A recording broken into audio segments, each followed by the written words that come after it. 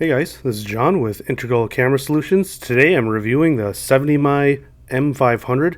This is a dash camera with 2K resolution, 2592 by 1944p resolution. It's got a sleek, stealthy design. It's got built-in GPS, a great price, a great app, and also it's got a pretty decent parking mode. So let's get started.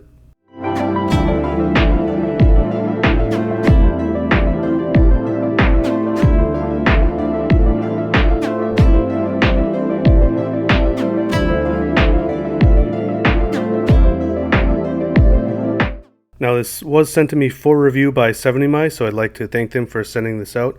At the time of recording, this is currently $109 on Amazon. Now this isn't a brand new camera.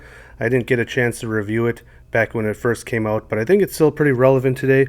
So if you're interested in it after this video, check the links down in the description if you're interested in purchasing it. Now the camera is going to come with an adhesive mount that the camera slides in and out of. It's going to come with a USB adapter, a USB power cable, which is USB-C, which I always appreciate these days. It's also going to come with some static electricity mounts. I don't personally use those, but 70my seems to like to include these with their dash cameras. Now, if you want to use the parking mode, you'll have to buy the optional hardwiring kit.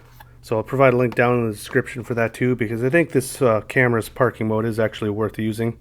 Now this model comes with 128 gigabytes built-in eMMC memory, which supposedly lasts a lot longer than any sort of a micro SD card, so you shouldn't have to worry about the memory going bad. But there's also a 32 and 64 gigabyte model available directly from 70my, so I'll provide a link to their direct store too if you'd prefer to buy one of those smaller memory versions, but personally I recommend getting the 128 gigabyte model, especially for the price. Now, since there's no memory card port, you are going to have to use the smartphone app to access your files, but we'll touch on that a little bit later. Now, one feature about this camera that I really like, and I appreciate when dash cameras have this. Now, some people don't like this, but it does have audio alerts, which you can turn off. Start recording video. So if this was connected to the hardwiring kit, when your engine turns off, it would say it's going into parking mode, and then when it turns off, No external power supply. To be turned off soon. Stop recording video.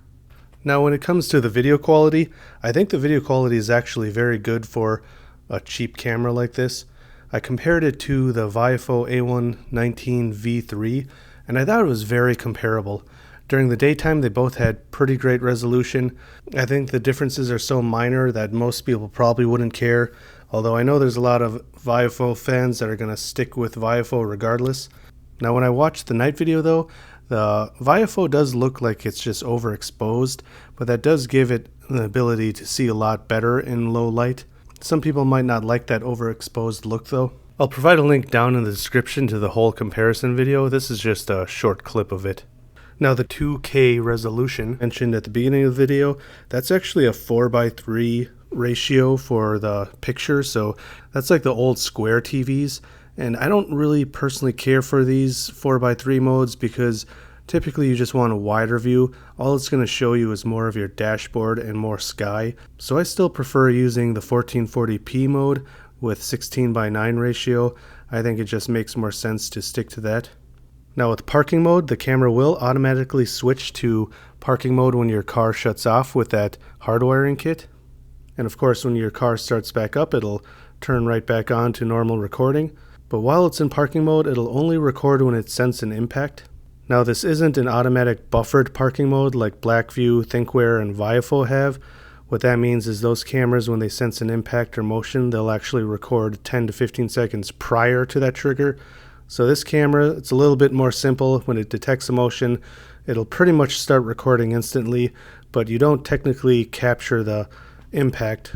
But what's nice is you can also turn on the time-lapse feature, so you can be recording a low frame rate version all times while in parking mode. So if you want to be able to record all the time but not fill up your memory every single day with non-stop recording, the time-lapse feature is pretty convenient.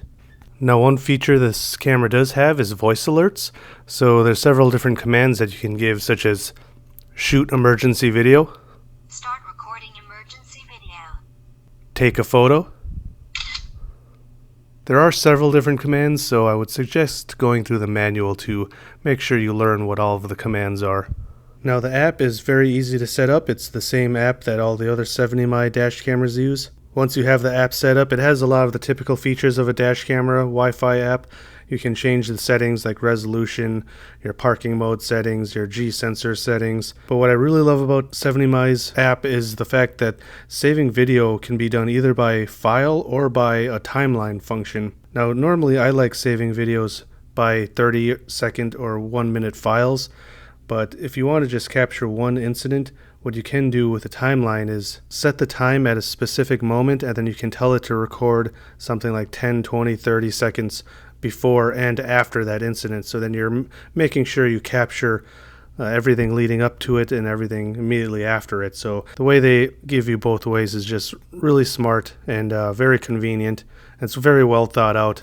So guys, overall, this is a very sleek, pretty feature-packed camera with very acceptable video quality and at an affordable price. Like I said, at the time of recording, it is $109 on Amazon. Again, I'll provide links down in the description if you're interested. I would personally take this over the A119 V3, but I do have the A119 Mini 2 on hand. I'm testing that.